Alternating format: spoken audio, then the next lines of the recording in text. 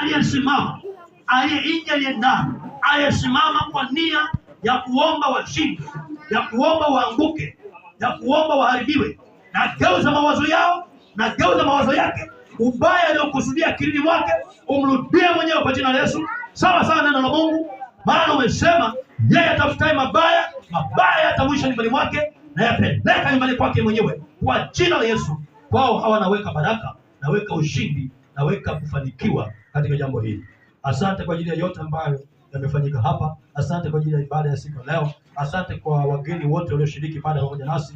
Asante hata kwa majirani waliosikia ibada hii. Mungu nakabidhi mikononi mwako, naiweka wiki ya kesho mikononi mwako. Bariki huduma mbalimbali zinazoendelea. Bariki hata wale wanaokwenda kusafiri. Mungu kawatangulie katika safari zao, ukawe pamoja nao, waende salama na warudi salama, kwa mkono wako Yesu Kristo Masihi tunaomba hayo. Amen. Amen. Amina.